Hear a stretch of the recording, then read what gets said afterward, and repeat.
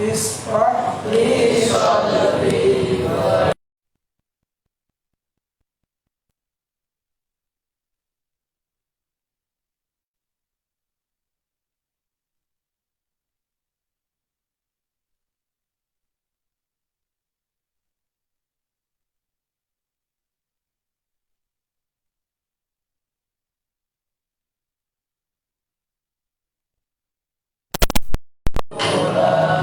Rabbi zidni ilma warzuqni fahma.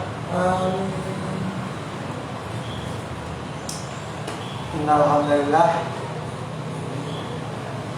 alladzi arsala rasulahu bil huda liyudhhirahu 'ala dini kullihi wa kafa billahi shahidan.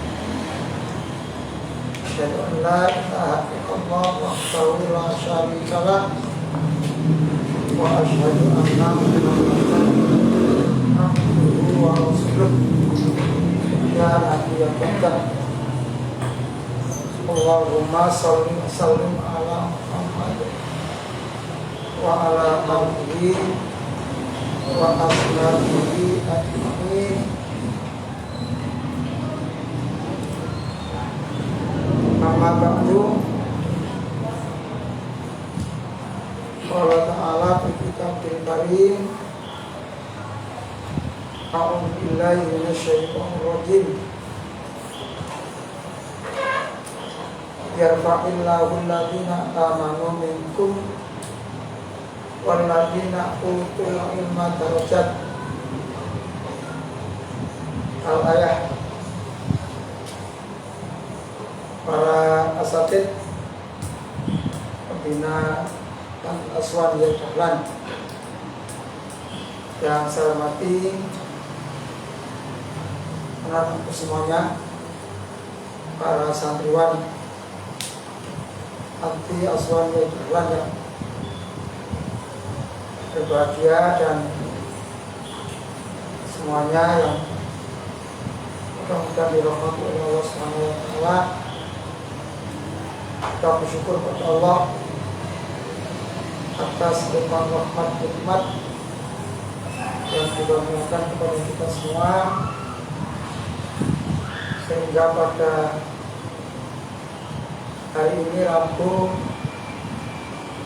23 November 2022 kita kembali bisa melaksanakan aktivitas kita, kajian Al-Islam Muhammadiyah yang saya harus memegang amanah, dan mudah-mudahan kajian kita, mencari ilmu kita pada malam ini ada manfaatnya, baik secara pribadi kita masing-masing atau secara lembaga. Salawat dan salam semoga Allah tetap melimpahkan kepada Nabi Muhammad sallallahu alaihi wasallam. Allahumma shalli. Dan sekalian yang berbahagia, dalam kesempatan malam ini saya akan menyampaikan terkait dengan pola ibadah adalah macam-macam takbir dalam sholat yang mengharuskan angkat tangan. Jadi angkat tangan dalam takbir itu, dalam sholat itu apa saja, nanti akan saya sampaikan. Tapi sebelumnya ada beberapa info yang perlu saya sampaikan untuk memperkuat keimanan kita, untuk memperbaiki akhlak perilaku kita, dan untuk mengokohkan paham kemuhammadiyaan kita. Nah sekalian, satu di antaranya yang pertama kami sampaikan masih hubungannya dengan muktamar kemarin. Alhamdulillah muktamar Muhammadiyah sudah selesai dan berakhir pada hari Ahad malam itu, yang sudah tutupan. Dan saat ini Ketua Pimpinan Pusat Muhammadiyah kembali diamanahkan kepada Bapak kita Profesor Dr. Kiai Haji Haidar Nasir, yang kemudian sekretaris jenderalnya, sekretaris umumnya adalah Bapak Profesor Dr. Abdul Mukti. Kalau periode yang lalu sekretaris jenderalnya adalah Bapak Dr. Agung Danarto. Pak Abdul Mukti wakil ketua. Sekarang ini Pak Abdul Mukti sebagai sekretaris dan tentunya lebih dominan dalam hal untuk berpengaruh dalam kebijakan-kebijakan yang ada daripada wakil ketua. Yang ikut berangkat ke Solo tentunya sudah tahu. Sedemikian banyak warga kita, warga Muhammadiyah dan seluruh, tidak hanya Indonesia tapi juga dunia, karena para anggota Muhammadiyah yang dari PCIM ya, Pimpinan Cabang Istimewa Muhammadiyah yang ada di berbagai negara juga ikut datang, dari Malaysia, Australia, Singapura, Denmark, Inggris, Brunei, Mesir, bahkan di Amerika, itu semuanya datang semua. Itu blak ibaratnya gitu. Sampai di Solo itu boleh dikatakan jalan itu macet total. Namun demikian, proses muktamar berjalan dengan mulus, lancar, damai, tidak ada kendala apa-apa. Tapi tanggal 21-nya juga ada Munas HIPMI, Himpunan Pengusaha Muda Indonesia, yang juga di Solo. Gegeran bukan kepala, sampai tukaran teman-teman jotos-jotosan. Padahal itu adalah Himpunan Pengusaha Muda Indonesia. Pengusaha itu berarti kan termasuk orang yang berduit tapi masih usia-usia muda, sehingga sampai wali kota Solo, Surakarta ya, Mas Gibran itu mengatakan mestinya nyontoh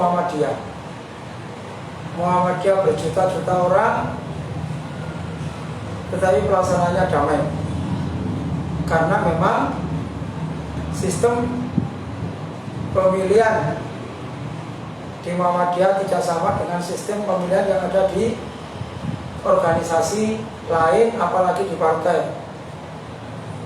Bahkan Pak Dahlan Iskan, mungkin pernah mendengar ya, siapa Dahlan Iskan itu? Pernah mendengar? Itu adalah yang memiliki, yang punya Jawa Pos dulu, yang terkenal itu berkomen mestinya nyuntuh Muhammadiyah.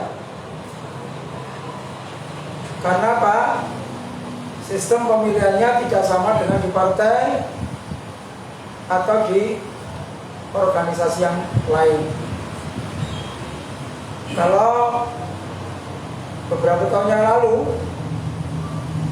muktamar atau munasnya NU di Jombang juga gegeran, lempar-lemparan kursi, banting-bantingan bambu dan seterusnya.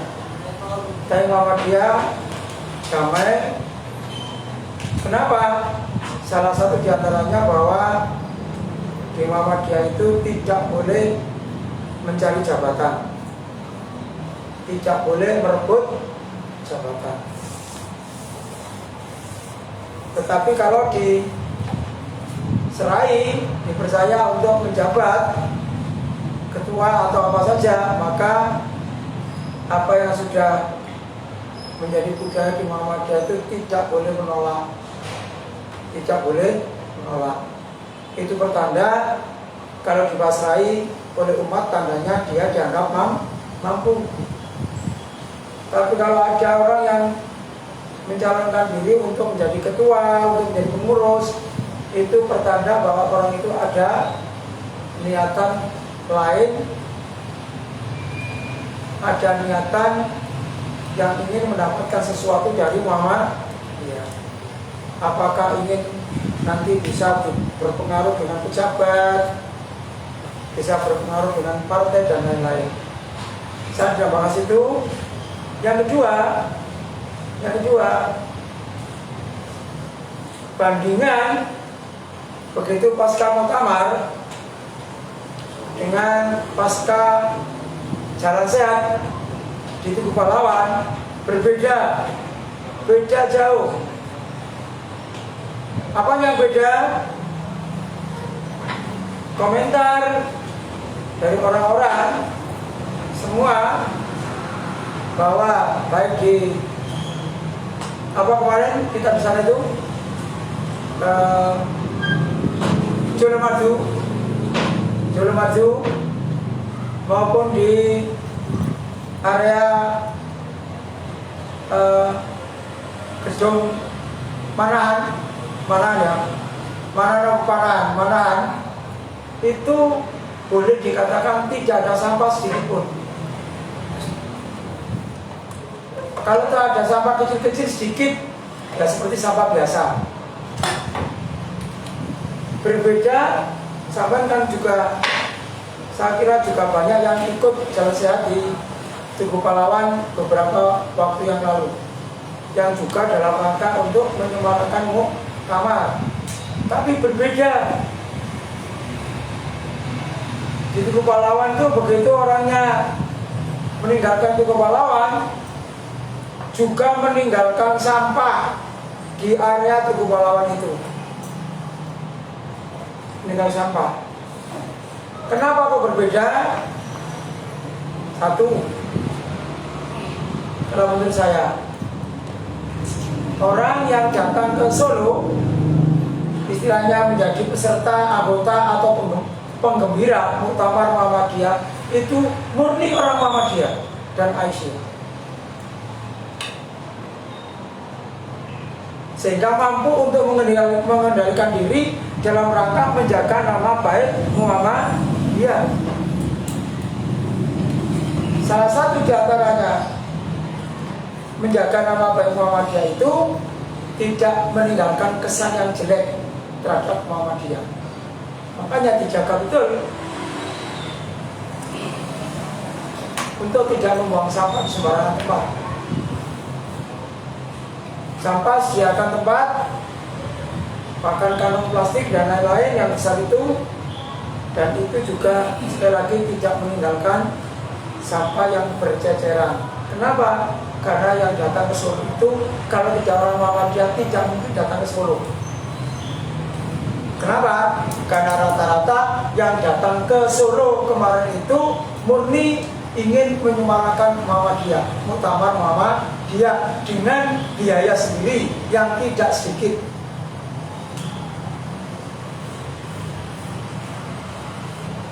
Dari luar pulau, dari Makassar, yang malam ini masih ada yang belum pulang, masih ada di Surabaya, yang dari Maluku Utara dan lain sebagainya, bahkan ada yang di SD Muhammadiyah 20 orang malam ini masih ada. Dan nanti insya Allah sekitar jam 10 akan berangkat ke Perak, karena kapalnya semestinya kapalnya itu berangkat jam 2 tadi. Maaf, semestinya kapalnya berangkat jam 2, ternyata ditunda jam 4, dan ternyata ditunda lagi, ada terlambatan, nanti berangkatnya jam 2 dini hari.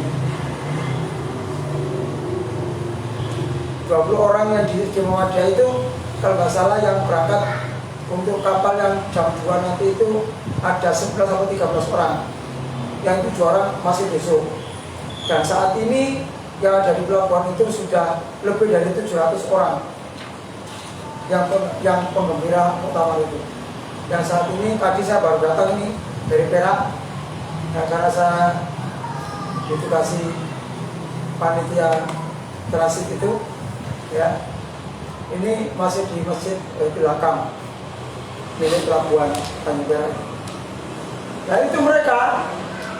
Saya ngomong-ngomong, ternyata kapal, nilai harga kapal, harga tiket kapal itu adalah 275.000. Tapi karena lewat Calo, maka sampai 380.000, jadi sekitar 100.000. Artinya hampir 400.000. Itu pulang kok. Berangkatnya kemarin, ya secara otomatis sama dengan itu. Sangu dewi, Pondok dewi.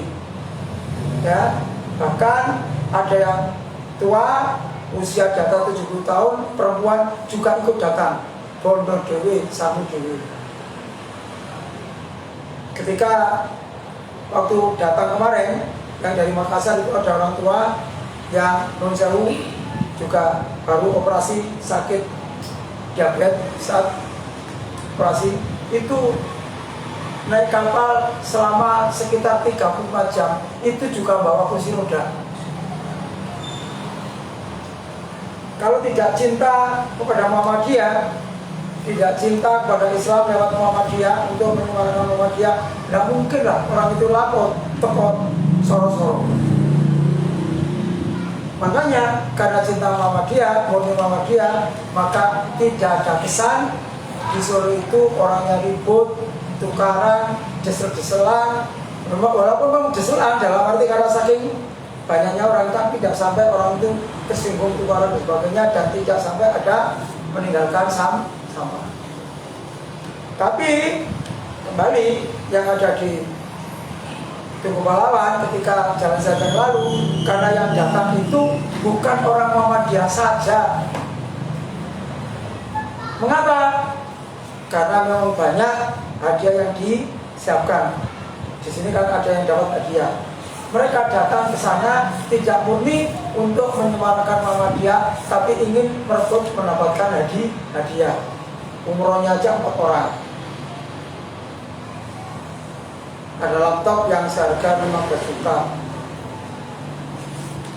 Ada mesin cuci, ada kulkas dan macam-macam, ada sepeda motor, ada sepeda dan sebagainya. Itu yang diharapkan itu, dan yang mendapatkan tiket atau kupon jalan sehat itu tidak hanya orang Muhammadiyah, termasuk juga dilewatkan ke RPLU dan sebagainya. Kenapa? Memang PDM ingin supaya kelihatan banyak dan banyak. Salah satu risikonya yaitu banyak sampah yang ditinggalkan. Ini bedanya. Ini kaitannya dengan utama. Yang berikutnya, anak sekalian, perlu saya sampaikan, begitu selesai muktamar, saat ini apa yang sedang berjalan? Ini perlu kita ambil hikmahnya. Apa yang sedang berjalan?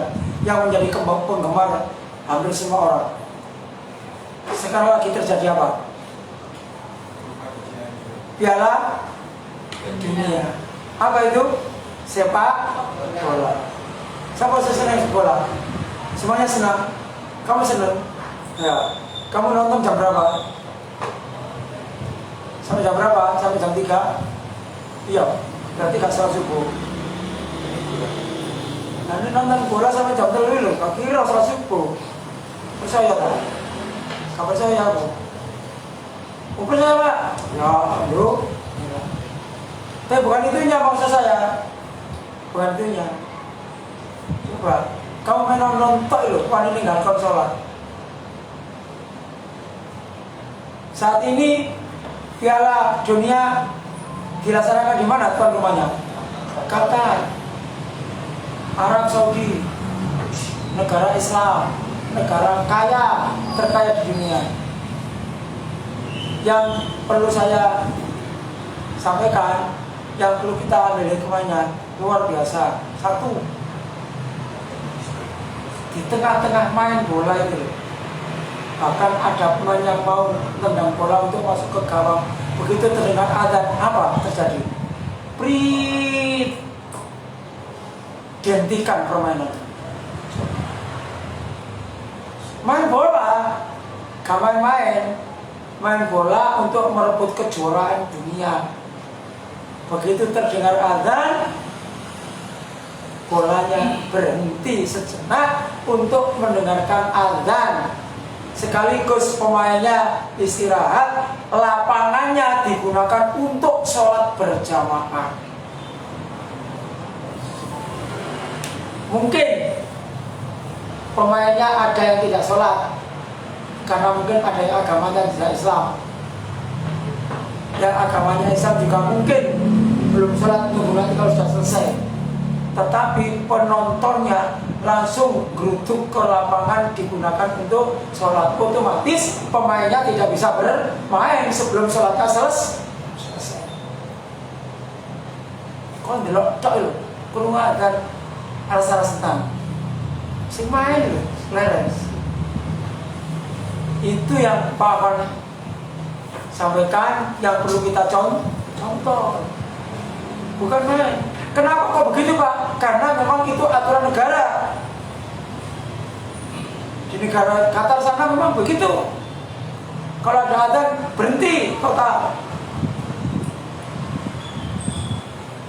Kalau di Mekah, di Madinah, begitu terdengar adzan, orang yang jaga toko dan macam-macam itu langsung didelek. Terus hari ditutup toko nih, dekek tinggal sholat. Gak hilang Pak? Gak. Tambah asli 16 sandal hilang, toko itu ditinggal. Terutama toko yang dekat-dekat, yang masih dekat dengan Ka'bah, dengan Masjidil Haram, itu di tokonya itu sudah tekel toko sudah digaris sok, sehingga begitu terdengar adzan langsung ikut sholat. Di tokonya itu sudah soknya sholat, dan speakernya itu sudah hampir 3 km itu nyampe, suara imam terdengar. Jadi ikut jamaah di situ. Dan rata-rata selalu menjaga wudhunya. Begitu terdengar adzan, tidak pakai wudhu lagi, langsung ikut. Itu di Mekah, di Madinah. Di Qatar, karena jauh dengan Ka'bah, tetap ada adzan, segalanya ditinggalkan, termasuk main bola. Luar biasa kan? Bisa kira-kira? Bisa enggak? Apa? Radit? Harus bisa. Bisa? Mau kamu? Harus bisa. Bisa? Katalah hari-hari ini kamu tadi sholat subuh jam berapa? Gak sholat subuh? Subhanallah. Kalau ada berita jelek itu subhanallah, bukan masya Allah. Masya Allah itu segala sesuatu kehendak Allah. Itu subhanallah itu maha suci Allah. Allah tidak suka yang seperti itu, karena itu maha suci Allah. Apa sehingga sholat subuh? Subuh gak? Jam berapa? Oh masih kasih subuh. Angkat tangan dong, sholat subuh ini yang belum sih dipun sebentar. Subuh jam berapa? Jam 5, setengah 5. Wes, usah lah. Setengah 5. subuh loga subuh loga lah mau ngomong yo Pak ngono siap oh Masya Allah tom dua lo Pak subuh jam 6 tambah nomor jam 6 kasih Pak 6 subuh jam berapa jam 5 subuh jam 5 jam 4 kasubuh itu kasubuh songo nomor itu langsung songo kasubuh subuh di Masjid Al-Islam subuh mau bimo gimana Al-Islam sih enggak ya kata kau pemain ini kasubuh ya dicek kamu ya Ustaz Imam nanti pokoknya gak sholat kata subuh cek ya gak apa-apa jejak kalau orang bila perlu siram banyu adem ini banyu adem gak maksa siram banyu panas ya hari ini subuh jam berapa? Karo sholat jam 5 jam 4 setengah 4 itu saya sholat jam berapa? Karo nggak sholat kok jam berapa sekarang? hari ini sekitar jam 3:41 kalau Muhammadiyah mundur 8 menit ya berarti tambah 41 tambah 8 berapa? 49 berarti kira-kira jam 4 kurang 11 menit sebuah hari ini mungkin nanti mundur 1 menit 2 menit dibaca ya dan itu tangi subuh jam 5 itu matahari sudah terbit istilah orang sudah syuruk ya matahari sudah tinggi ya sholat jam mana ya sholat kotak ya sholat nak ya sholat ini malu paman kenapa kamu menyampaikan di Qatar lapor di Gorodo ya supaya kamu contoh gitu main bola itu merebut piala dunia itu luar biasa bahkan ini ada berita lagi pemain Arab yang mengalahkan Argentina itu setiap orang dikasih mobil mewah satu yang nilainya 8 miliar belinya satu mobil itu 8 miliar wong siji semua pemain diberi mobil mewah satu orang coba harganya per mobil itu 8 miliar kalau mobil yang ada di Indonesia yang paling mahal kira-kira mungkin 1M ada yang 1M Pajero apalagi yang masih baru-baru itu kalau Pajero sudah tahun 2010 ya sudah paling sekitar 400 juta 300 juta tapi yang paling masih baru ya bisa 1M tapi itu adalah nilainya 8 miliar satu mobil dan itu diberikan kepada seluruh pemain makanya kan latihan bola nanti menjadi pemain jarang Saudi dari oleh mobil mewah luar biasa coba siapa sih jago Argentina kamu yang jago Argentina ya kalah Arab di kabok ini namanya permainan ya itulah ya jadi ternyata apa ya tadi itulah Pawan ambil yang kita ambil yang perlu kita ambil hikmah kita ambil pendidikan bahwa begitu serem-seremnya berjuang dalam hal ini bola begitu azan dihentikan permainannya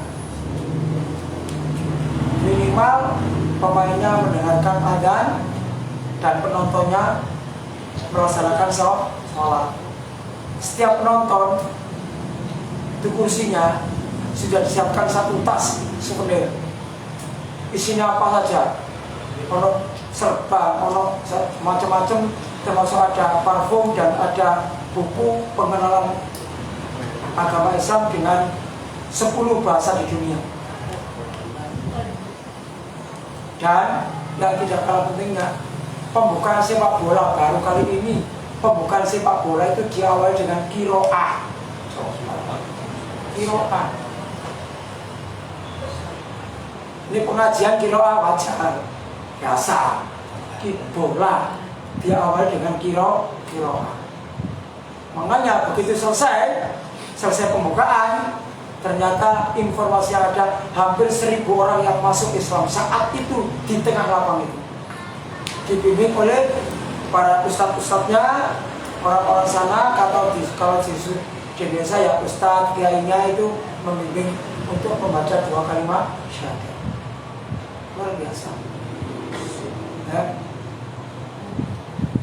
Tambah lagi, pimpinan wilayah Muhammadiyah Jawa Timur akan beli gereja di Spanyol untuk dijadikan masjid dan area pendidikan. Luar biasa. Gereja di Spanyol itu dibeli oleh Muhammadiyah wilayah Jawa Timur untuk dijadikan masjid dan sekolah, mulai dari bawah SD, SMP, SMA sampai perguruan. Nilainya berapa? 40 triliun. Mana? Ya, ini kan kita sebagai warga Muhammadiyah, sebagai murid Muhammadiyah, santri Muhammadiyah kan bangga kan dengan berita-berita Muhammadiyah yang seperti itu. Ojo kerungu didik tukaran, tawuran, harus korupsi tak di sini. Ya, di Muhammadiyah insya Allah tidak ada korupsi. Di Muhammadiyah itu orang, katakanlah Muhammadiyah dapat bantuan apakah bangun sekolah, bangun masjid, bangun musola, bangun rumah sakit senilai katakanlah dapat bantuan 40 juta, maka bangunannya nilainya 150 juta minimal. Kenapa? Karena ditambahi oleh donatur. Tapi tempat lain oleh bantuan 1 miliar sing dibangun notok paling pol 300 juta, sing 700 juta hilang musnah. Umum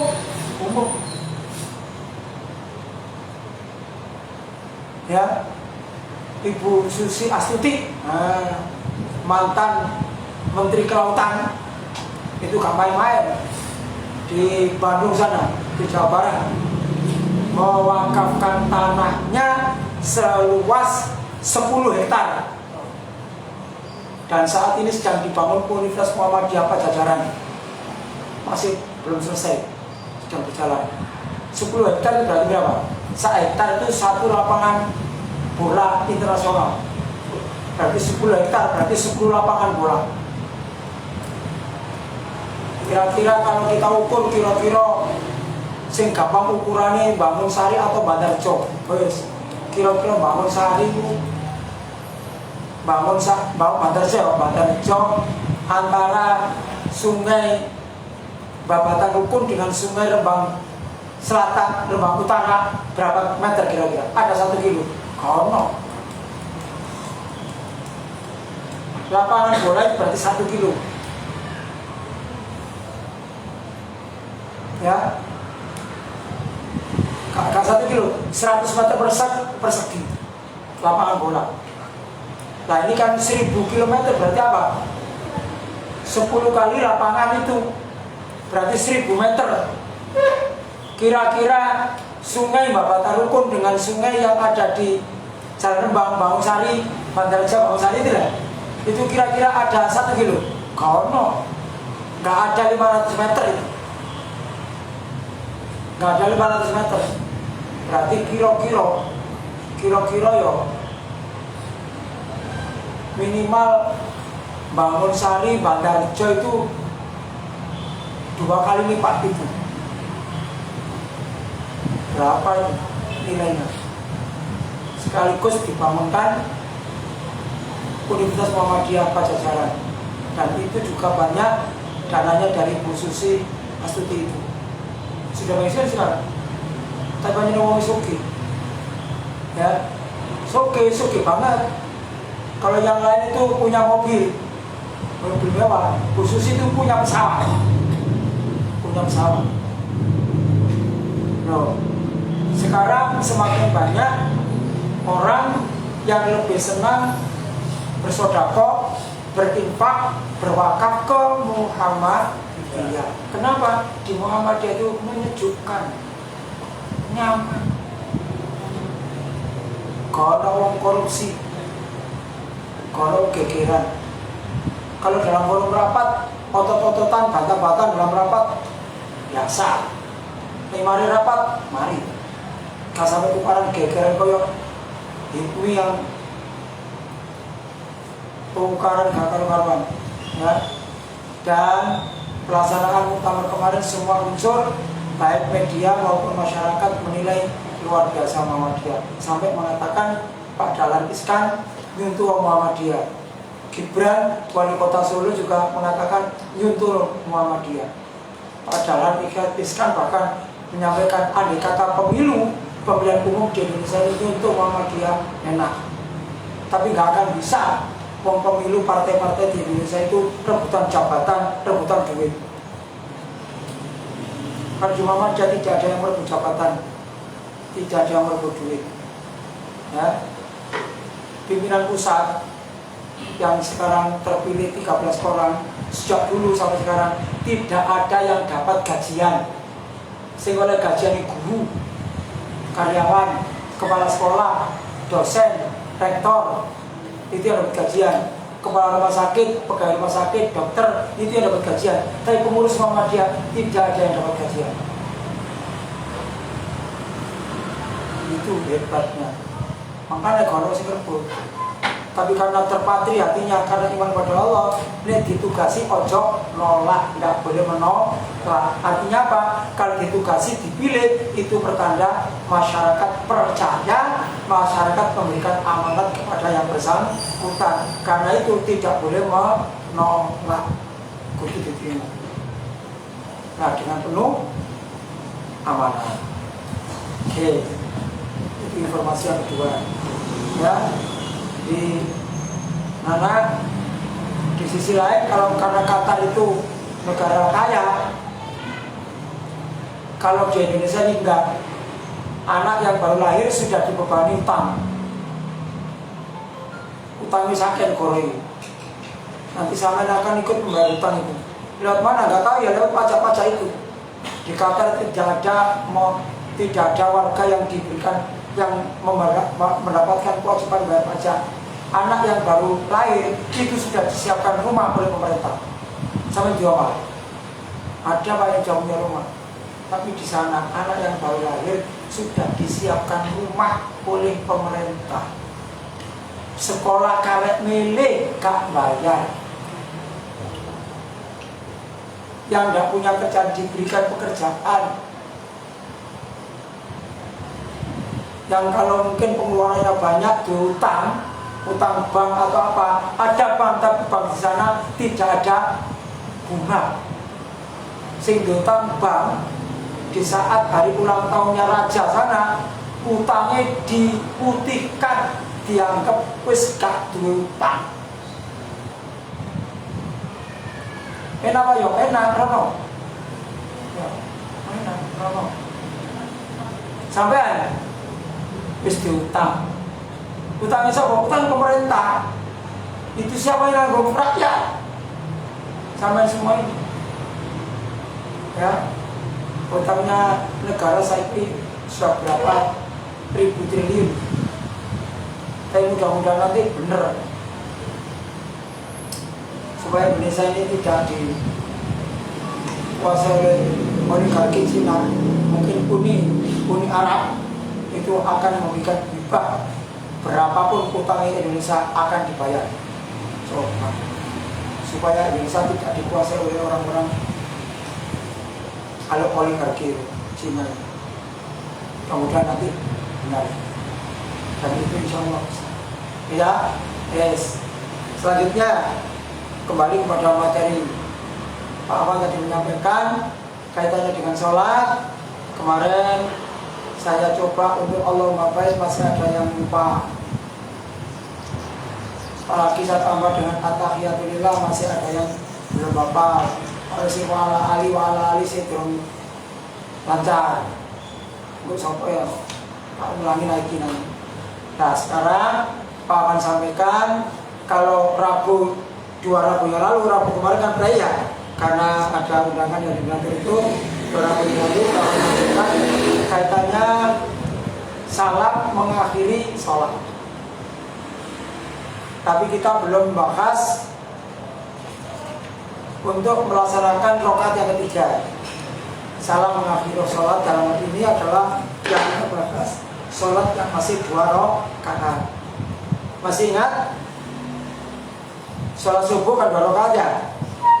Itu kalau sudah akhir, duduk akhir itu namanya duduk apa? Duduk tahiyat akhir. Ya namanya apa? Duduk tawarruk. Bagaimana sikapnya duduk tawarruk? Masih ingat? Zem. Apa? Bagaimana sikapnya duduk tawarruk? Coba diperhatikan aja. Duduk tawarruk. Perhatikan salah enggak apa-apa.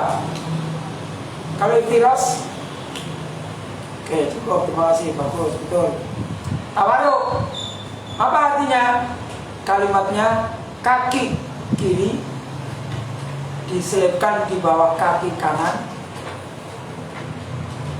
Kaki kanan, telapak kaki tegak, jari-jari kaki ditekuk menghadap ke kiblat, pantat duduk atau bertumpu pada tanah. Bokongnya lungguh lemah. Tapi kalau duduk iftiras, bokongnya lungguh kaki kiri. Itu aja. Yes. Kemudian salam, kemarin sudah saya sampaikan. Berapa macam salam menurut tarjih? Menurut tarjih, salam menurut tarjih untuk mengakhiri sholat berapa macam? Menurut tarjih sama betulnya. Berapa macam? 2. Apa itu? 1. Assalamualaikum warahmatullahi wabarakatuh. Assalamualaikum warahmatullahi wabarakatuh. Hadisnya sahih. Dan ada lagi hadisnya juga sahih. Assalamualaikum warahmatullahi. Assalamualaikum warahmatullahi. Apa boleh? Boleh. Paham ya? Itu dari segi salam. Jadi kalau salam sholat, Assalamualaikum warahmatullahi wabarakatuh. Assalamualaikum warahmatullahi wabarakatuh. Boleh. Kalau Assalamualaikum warahmatullahi, boleh. Itu dalam tarjih diistilahkan tanawwu. Tanawwu itu keragaman. Kenapa? Karena hadisnya sama-sama sahih. Paham ya? Jadi kalau ada yang Assalamualaikum warahmatullahi wabarakatuh, tidak usah dicela. Assalamualaikum warahmatullahi juga tidak boleh dicela. Cuma ada yang Assalamualaikum warahmatullahi wabarakatuh, Assalamualaikum warahmatullahi. Pernah mendengarkan imam seperti itu? Pernah? Nah itu yang menurut tarjih tidak ada dalilnya. Gitu ya. Assalamualaikum warahmatullahi wabarakatuh. Assalamualaikum warahmatullahi wabarakatuh. Boleh. Assalamualaikum warahmatullahi. Assalamualaikum warahmatullahi. Boleh. Yang tidak ada dasarnya ya tadi itu Assalamualaikum warahmatullahi wabarakatuh. Assalamualaikum warahmatullahi. Itu belum tidak dicantumkan dalam himpunan putusan tarjih. Tidak dicantumkan. Kalau tidak dicantumkan berarti kalau ada seperti itu apakah nggak boleh? Pak Ahmad mengatakan nggak boleh. Itu yang tidak dimuat dalam HPT. Karena tidak dimuat, untuk kita ya nggak usah diikuti, tapi jangan melecehkan, jangan menganggap itu salah. Kita nggak boleh menganggap itu salah. Bapak kan nggak dianggap salah, kan boleh kita ikuti. Ya karena yang kita ikuti yang ada dasarnya dalam tarjih saja, nggak usah yang tidak ada. Itu ya, nggak usah tidak ada. Ini yang dari kalimat salam untuk mengakhiri sholat. Ya, untuk mengakhiri sholat. Nah, tetapi dari sisi lain, majelis tarjih tetap atau orang Muhammadiyah, lajnah tarjih, orang-orang yang ada di dalam majelis tarjih itu masih memilih yang assalamualaikum warahmatullahi wabarakatuh. Kenapa? Karena itu lebih sempurna, sama dengan kita memberikan salam. Ya, salam yang sempurna itu adalah assalamualaikum warahmatullahi wabarakatuh. Tapi apakah boleh Pak assalamualaikum? Boleh nggak? Boleh. Assalamualaikum. Waalaikumsalam. Boleh. Tetapi ada hadis yang mengatakan assalamualaikum, waalaikumsalam warahmatullahi lebih utama. Assalamualaikum, waalaikumsalam warahmatullahi wabarakatuh lebih utama lagi. Minimal jawabnya sama. Kalau assalamualaikum minimal menjawabnya waalaikumsalam. Syukur kalau ditambahin waalaikumsalam warahmatullahi. Tambah sempurna lagi assalamualaikum, waalaikumsalam warahmatullahi wabarakatuh. Lupa, ini salamnya sudah sempurna. Assalamualaikum warahmatullahi wabarakatuh. Waalaikumsalam. Bagaimana? Tidak ditunjukkan, berarti mengurangi haknya orang yang memberi salam dengan sempurna. Kalau begitu bagaimana? Ya waalaikumsalam warahmatullahi wabarakatuh. Ditambahin Pak. Ya apa namanya? Waalaikumsalam warahmatullahi ta'ala wabarakatuh. Iku godok dari ini. Lupa banyak orang seperti itu ya sano. Gak usah mengolok-olok. Tapi yang jelas itu tidak ada dasarnya. Waalaikumsalam warahmatullahi ta'ala wabarakatuh. Atau assalamualaikum warahmatullahi ta'ala wabarakatuh. Gak usah diilokno, gak usah diejek. Ya, cuma kita harus tahu yang seperti itu tidak ada dasar.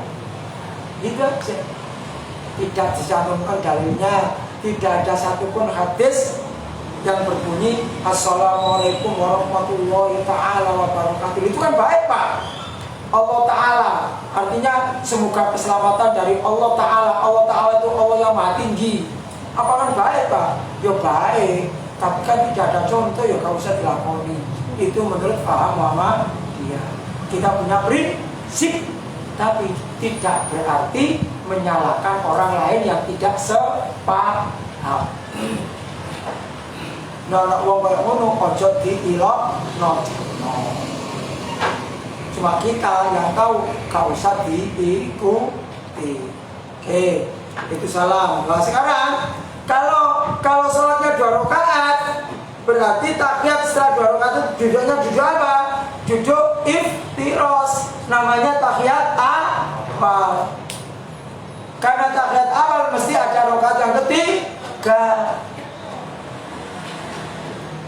Nah, rakaat yang ketiga, berdiri rakaat yang ketiga itu kalau tasyahud setelah innaka hamidum majid ditambah dengan doa Allahumma inni zalamtu nafsi dzulman katsira wa la yaghfiru dzunuba illa anta faghfirli maghfiratan min indika warhamni innaka antal ghafurur rahim.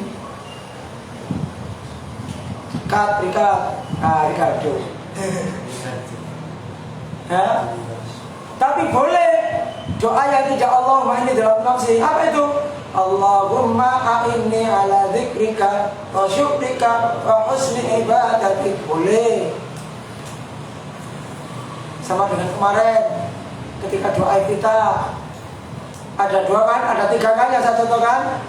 1 panjang, yang kedua kapati panjang yang sudah kita hafal Allahumma ba'id, dan ada yang pendek sempurna. Apa itu? Tali Allahu Akbar kabira walhamdulillahi katsira wa subhanallahi bukratan wa asila. Titik. Kate ana ini wajah tuh.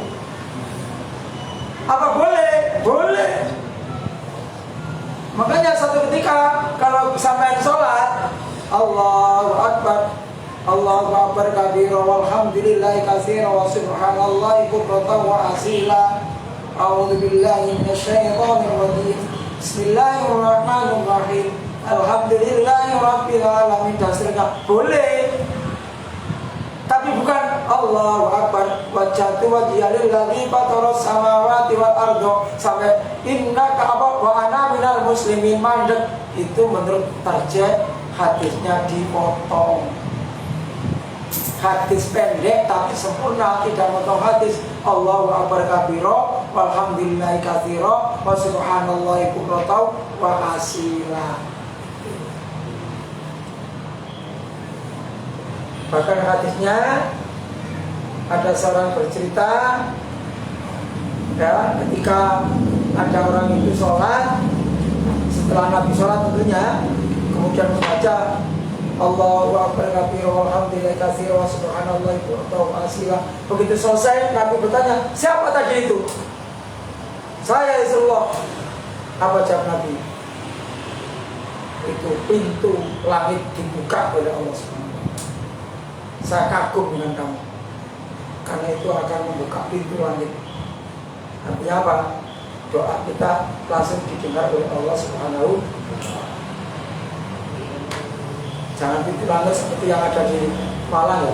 Aku Pandaan yang ada, kan ada pintu langit ya. Saudara-saudara, aku malah dulu. Aku cuma dalam foto nih ngomongnya.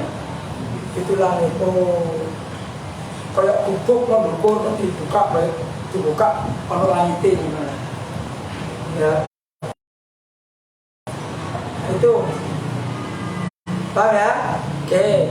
Nah, kalau tahiyat awal 2 rakaat mau rakaat yang ketiga maka berdiri lagi. Nah, berdiri rakaat yang ketiga itu yang pakai angkat tangan. Karena itu sekarang yang saya kemarin sudah ini yang pakai angkat tangan. Karena masih banyak di antara anak-anak ketika bangun dari tahiyat awal itu nggak angkat tangan. Makanya ini saya teruskan, saya catat biar nggak lupa. 1, takbiratul ihram. 1, takbiratul ihram. Apa takbiratul ihram itu? Takbir yang pertama. Dalam kurung takbir yang pertama.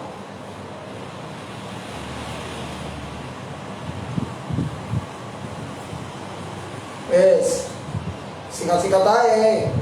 Yang kedua, takbir mau ruku.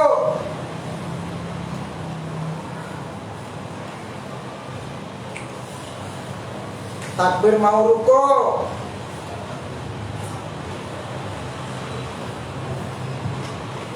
Jadi ketika takbir yang pertama Allahu Akbar, masih ingat? Bar tangan masih di atas, jadi ya. Ojo Allahu Akbar, bar masih di atas tangannya. Jelas itu, hadisnya jelas, diterjemah sudah, kalimatnya juga jelas. Ya, Allahu Akbar. Takbir takbiratul ihram. Yang kedua, takbir mau ruku.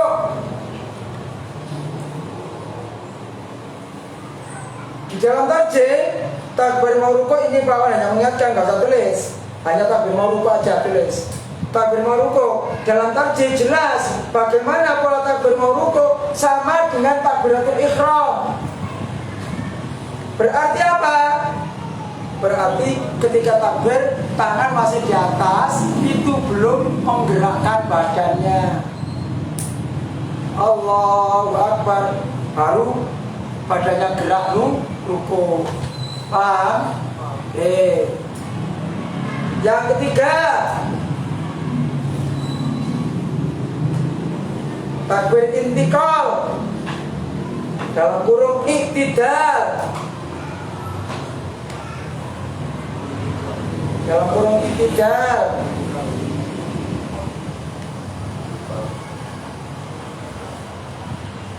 Sami Allahu liman hamidah. Sami Allahu liman hamidah. Bukan Sami Allahu liman hamidah, bukan. Hamidah, dah itu tangan masih di atas. Sami Allahu liman hamidah. Rabbana walakal hamdu hamdan katsiran thayyiban mubarakan fi. Itu kalau sholat sendirian atau jadi imam. Kalau jadi makmum,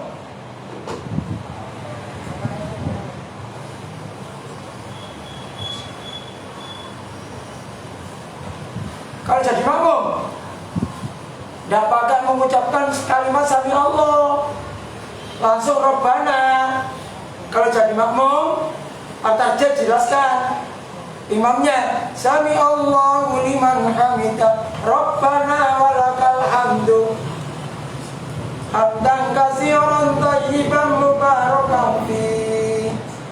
Kalau jadi makmum gak pakai Sami Allah, tapi langsung menjawab Rabbana walakal hamdu.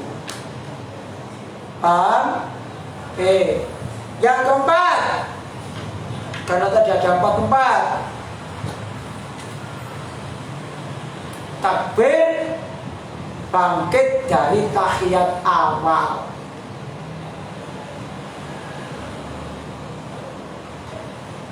Saya tidak menggunakan kata takbir untuk rakaat ketiga, tidak. Kenapa? Karena ada sholat yang 4 rakaat nggak pakai tahiyat. Ada sholat yang 3 rakaat nggak pakai tahiyat. Sholat apa itu? Sholat malam 4 rakaat kan, sekali salam ada kan? Dan sholat witir 3 rakaat sekali salam. Ya. Kalau sholat maghrib 3 rakaat ada tahiyatnya. Sholat isya, zuhur, asar ada tahiyat awalnya. Nah, yang dimaksudkan takbir angkat tangan, yang ada angkat tangan adalah bangkit takbir, bangkit dari tahiyat awal. Itu yang ada angkat tangan. Yang tidak ada tahiyat awal, tidak ada angkat tangan. Yang pakai angkat tangan itu yang ada tahiyat awal, bangkit dari tahiyat awal. Bisa? Paham ya? Apa? Kontrol jam. Ngantuk. Ini kalau ngantuk melek. Ya. Karena jamnya sudah mau habis. Ya. Ya. Jadi ada berapa yang angkat tangan? 4. 1 takbiratul ihram. 2 mau rukuk. 3 iktidal. Yang keempat bangkit dari tahiyat awal. Saya tidak sekali lagi bahkan tidak mengatakan untuk melaksanakan rakaat yang ketiga. Kenapa? Karena ada sholat yang 3 rakaat nggak pakai tahiyat awal. Sholat apa? Witir. Ada sholat yang 4 rakaat nggak pakai tahiyat awal. Sholat apa? Sholat malam, sholat tarawih. Meskipun ada yang sholat tarawih itu 2 rakaat ya, tapi ada yang 4 rakaat. Paham ya? Itu anak-anak, tolong yang masih merasa belum hafal Allah baiknya segera dihafalkan.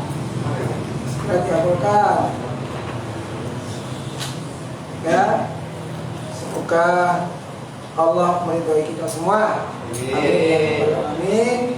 Dan mudah-mudahan sedikit ilmu dan informasi yang Pak akan sampaikan, ilmunya masuk, dan tidak berkesan. Informasi yang saya sampaikan Pak tidak mengambil pelajaran. Apa itu? Sholat itu penting. Sing ngrasa jero sholat merasa berdosa pada Allah. Ojo bangga. Ya, yang merasa tidak sholat subuh, ojo bangga. Ojo seneng, ojo guyu ngono. Mesti susah. Kalau sholat subuh harus susah. Jangan seneng ya. Sholat subuh jam 5 harus susah. Ojo merasa senang. Karena apa? Itu sebuah kesalahan. Tapi insya Allah kalau sampai benar-benar minta ampun kepada Allah ya diampuni. Tapi ini bendino terus ya sekali tempo ya tapi masuk salah itu terus ya jadi terus salah itu sekali nggak makan pagi kalau apa tapi bendino nggak makan pagi ya lesu kan kalau mikir pelajaran di sekolahan ya itu ya gampang itu lah ya ya terima kasih anak-anak sekali lagi mudah-mudahan Allah memberi kita beri dengan baca